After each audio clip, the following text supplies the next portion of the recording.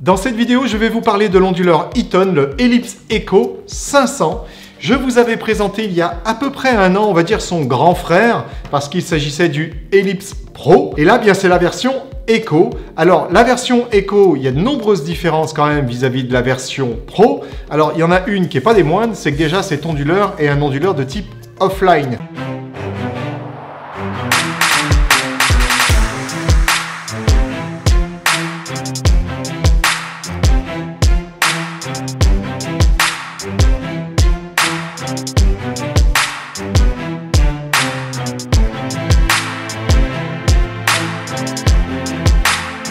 Pour tout connaître sur les différentes, on va dire, technologies que vous avez dans le monde des onduleurs, et pas seulement chez Eaton, vous avez donc le offline, celui-ci. Le line interactif, c'est justement le Ellipse Pro. Et puis après, vous avez les online double conversion. Eh bien, je vous engage à aller voir une vidéo que nous avions tournée il y a à peu près un an. Vous l'aurez donc juste au-dessus de ma tête.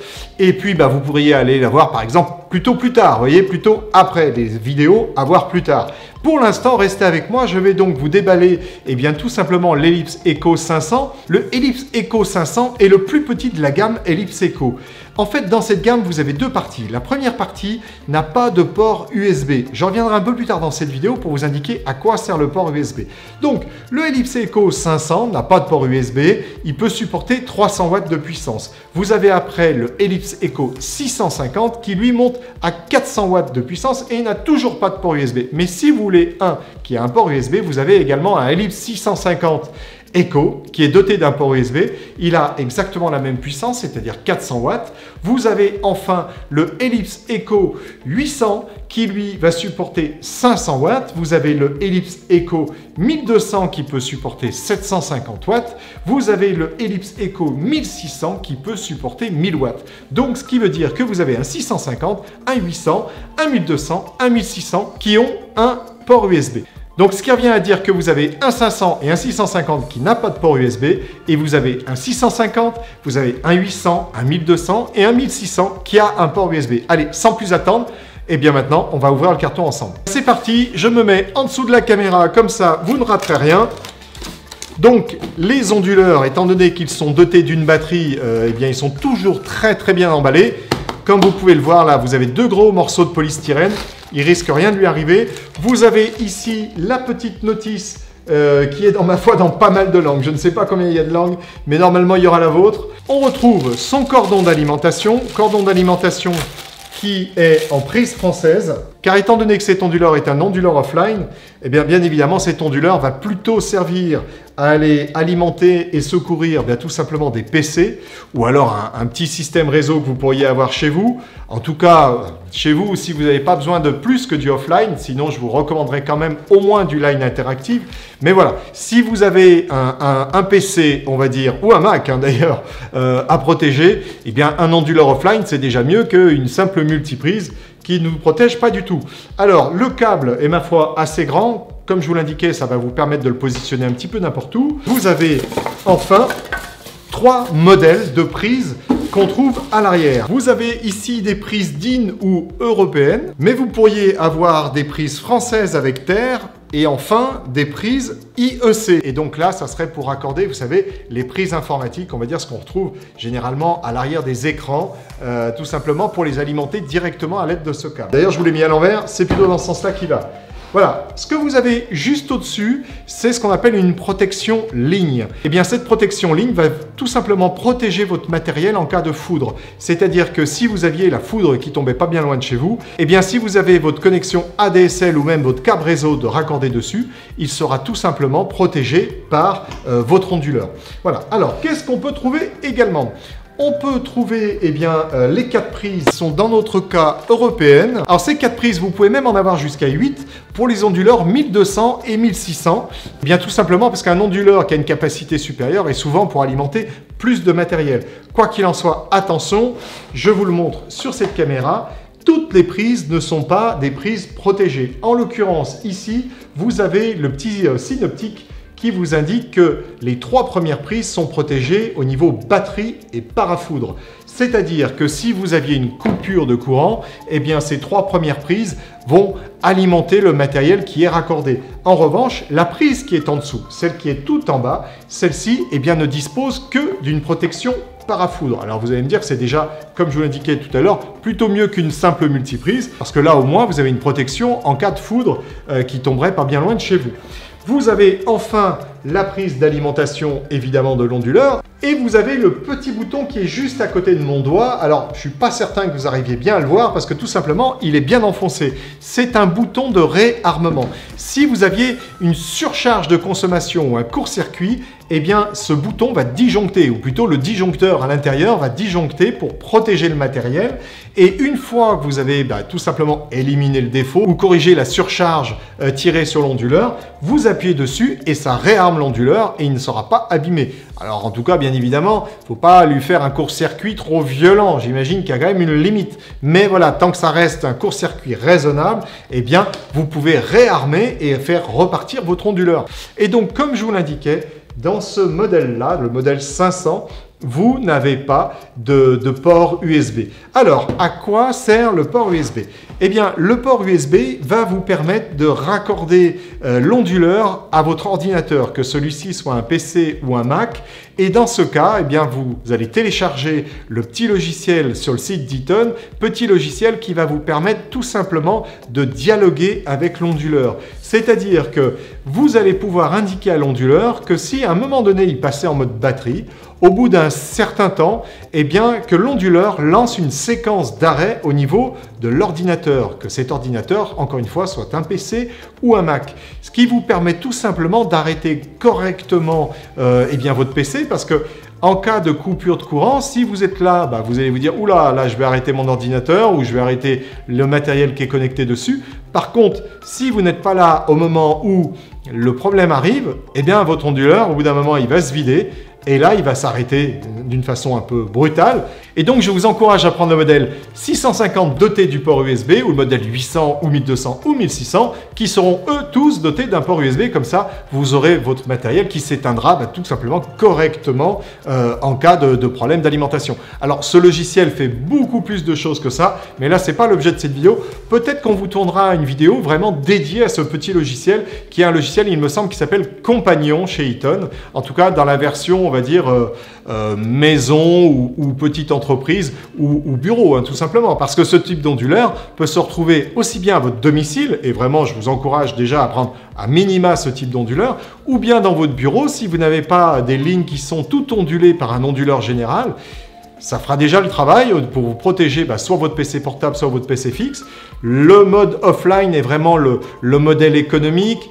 Je ne vous conseillerais pas forcément celui-ci en entreprise, je vous conseillerais plutôt son grand frère, la version Pro, tout simplement parce que lui, il est line interactif, il saura vous protéger de beaucoup plus de défauts électriques que ce modèle offline. Mais voilà, le modèle offline a un avantage, c'est déjà son prix. Et puis maintenant, si vous le voulez bien, je vais justement vous décrire quelles sont les différences entre le modèle Eco, qui est donc le petit, et le modèle Pro, qui est donc le grand frère du modèle Eco, si vous avez tout suivi. Voilà. Alors, première différence, vous la voyez ici. Vous n'avez pas d'afficheur écran en façade. Vous avez tout simplement un bouton marche arrêt. Alors là, je ne vais pas appuyer dessus parce que tout simplement l'onduleur va démarrer.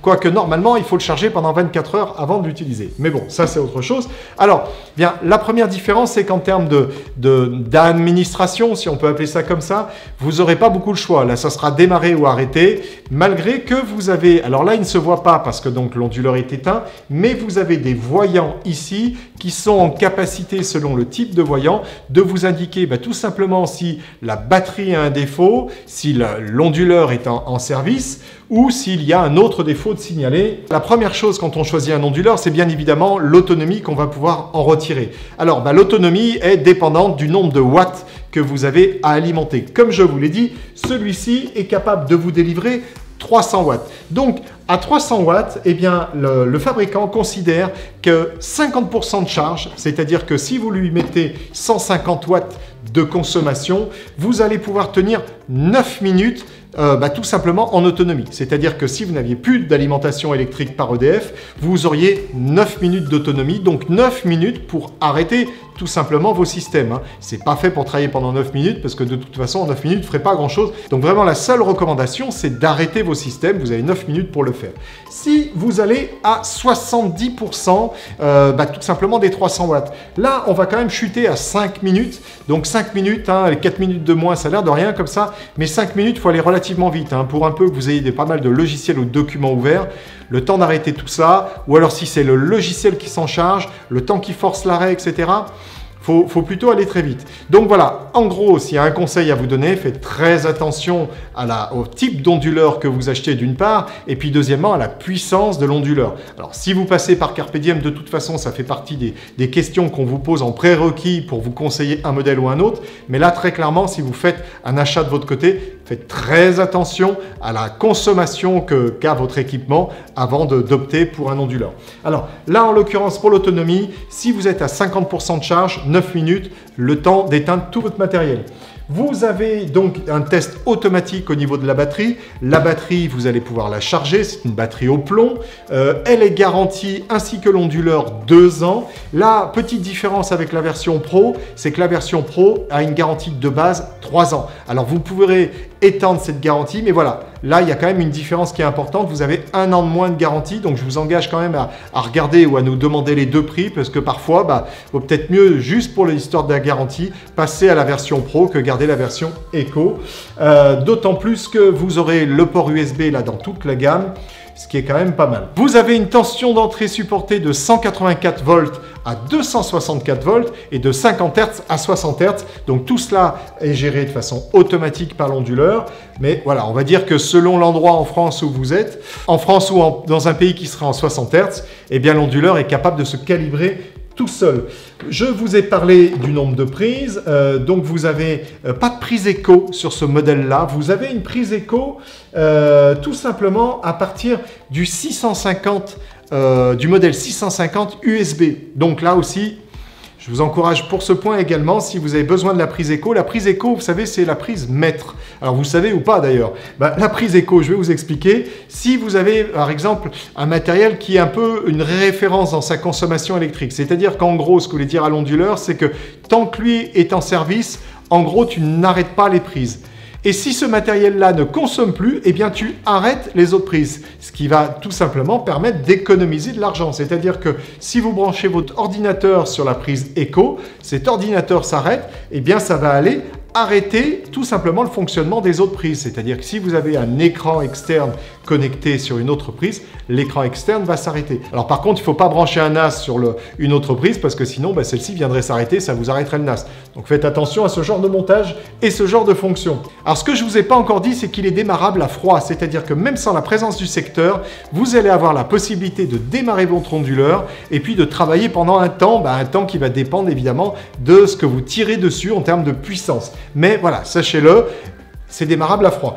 Et un autre point aussi, c'est que quand le secteur revient, eh bien votre onduleur va démarrer automatiquement. Alors tout à l'heure, je vous parlais de garantie. Sachez que de base, il est donc garanti 2 ans, mais vous allez pouvoir acheter une extension qui va l'amener à 3 ans ou alors une extension qui va l'amener à 5 ans. Dans ce type d'onduleur, vous ne pourrez pas aller plus loin que 5 ans en termes de garantie. En même temps, ce sont des onduleurs qui sont vraiment pas très chers. Donc 5 ans de garantie, ma foi, c'est pas mal. Si vous le gardez plus, ça sera que mieux. Pour finir avec ce modèle-là, je vais vous donner ses dimensions. Il fait 263 mm de hauteur, 235 de profondeur et 81 mm de largeur. Donc vous voyez, il est très compact. Il fait enfin un poids de 2,9 kg, donc là aussi compact et léger. Alors, juste une petite bricole comme ça que j'entends souvent dire sur les onduleurs. Alors, je ne vais pas me prononcer sur tous les onduleurs parce que ça ne serait pas vrai, mais souvent j'entends dire oui, l'onduleur il fait du bruit de ventilateur, etc. C'est totalement faux. Vous avez, comme dans beaucoup d'onduleurs, un autotest de batterie et à ce moment-là, sur certains onduleurs qui sont dotés de ventilateurs, eh bien là aussi, ça va donc faire démarrer ce ventilateur qui va en même temps être testé. Voilà. Mais sinon, ce sont des onduleurs qui sont très silencieux, à part au moment de ces autotests. ils n'émettent aucun bruit. Voilà. Je crois que j'ai terminé avec cet onduleur. Alors, ce que je vais vous rappeler pour les onduleurs supérieurs, eh bien, c'est que vous avez dans le modèle 650, dans le modèle 800, dans le modèle 1200 et dans le modèle 1600, vous avez la fonction Eco Control. C'est-à-dire que dans le modèle 650 et le modèle 800 watts, vous avez une prise sur les 4 qui va servir à l'Eco Control. Et dans le modèle 1200 et 1600, là, vous avez 8 prises, mais vous en avez une qui va servir à l'Eco Control. Eco Control qui, je vous le rappelle, sert à tout simplement faire des économies. Économie qui va être de 20% pour le modèle 650 et le modèle 800 et de 25% pour le modèle 1200 et 1600. Alors, comment ça a été calculé? Bon, je pense que c'est par extrapolation du nombre de prises que vous avez dessus, étant donné que le modèle 1200 et 1600 ont tout simplement 8 prises. On est susceptible d'avoir plus d'équipements connectés dessus. D'où l'économie d'énergie supérieure. Alors, un petit point de détail qui n'en est pas un si vous utilisez cet onduleur à votre domicile, parce que généralement, dans les entreprises, on a plutôt d'autres types de réseaux. Mais par contre, si vous l'utilisez à votre domicile, vous avez peut-être tout simplement un réseau en CPL. Je pense par exemple à ceux qui ont une grande maison avec des gros murs où le Wi-Fi passe très mal. Ils se sont peut-être dotés tout simplement d'un réseau CPL. Sachez que dans le modèle 650 USB, 800, 1200 et 1600, vous avez une prise qui est compatible CPL, c'est-à-dire que vous allez pouvoir brancher le boîtier dessus sans avoir une perturbation au niveau du réseau CPL. Donc voilà une raison de plus d'acheter tout simplement au moins le modèle 650 USB et puis après les autres modèles au-dessus si vous avez besoin de plus de puissance. Vous avez enfin deux options qui peuvent venir tout simplement se plugger en quelque sorte sur cet onduleur. D'une part, c'est un kit qui va vous permettre de l'accrocher à un mur et ça, vous le ferez de façon très propre comme ça, au lieu de faire un bricolage, là, vous avez vraiment une pièce qui va venir tout simplement vous le maintenir en position sur le mur et vous avez un kit qui va vous permettre de le racker dans une baie au format 19 pouces, c'est-à-dire que dans ce cas-là, vous pouvez le racker comme ceci. Alors après, dans les baies, vous pouvez bien évidemment le mettre sur un support modem, mais peut-être que le kit va vous permettre de faire quelque chose de plus fini. Nous, je vous dirais très honnêtement, on utilise souvent des supports modem. Et d'ailleurs, à ce sujet-là, je vous encourage à vous abonner parce que très bientôt, nous allons produire une vidéo chez un client chez qui nous allons tout faire. C'est-à-dire que nous allons l'équiper en goulotte, l'équiper en électricité, en courant faible, donc les prises réseau, une armoire. Alors une armoire, je devrais plutôt dire une belle âne. Et dans cette belle âne, nous allons monter tout l'équipement, c'est-à-dire des panneaux de brassage, une multiprise, un onduleur, un switch, enfin bref, beaucoup de choses et comme ça vous pourrez vraiment nous suivre tout au long de ce périple qui va se produire bientôt, c'est-à-dire mi-août normalement. Nous allons chez ce fameux client faire cette vidéo. Je ne vous ai pas donné les caractéristiques des autres onduleurs de la gamme Eco, je vous propose plutôt de les voir en descriptif de cette vidéo. Néanmoins, si vous aviez une question sur ce modèle, donc le modèle 500 ou tout autre modèle d'ailleurs de la gamme Eco, et puis, si vous voulez avoir des renseignements sur les autres produits Eaton, n'hésitez pas. Vous avez nos coordonnées qui se situent juste au-dessus de moi. Et puis, bien évidemment, vous avez les commentaires. Vous avez tout simplement notre adresse email que vous trouverez sur notre chaîne YouTube si vous souhaitez nous poser plus de questions. C'est donc ainsi que va se terminer cette vidéo. J'espère qu'elle vous a plu. Si c'est le cas, mettez un like. Vous pouvez la partager. N'oubliez pas de vous abonner avant de partir. Comme ça, vous ne raterez pas nos futures vidéos. Vous pouvez nous mettre un petit commentaire. J'espère que vous passez un meilleur été que nous parce qu'alors chez nous l'été a oublié d'être là, il pleut à peu près tous les jours, il fait pas chaud, il fait presque froid. Bon, alors ceci dit, bientôt le mois d'août, j'espère que le mois d'août sera meilleur que le mois de juillet, ça sera pas bien compliqué. Si vous êtes en vacances, profitez bien de vos vacances, si vous l'êtes pas encore, allez courage, j'espère que c'est pour vous au mois d'août. Quoi qu'il en soit, prenez soin de vous et à très bientôt.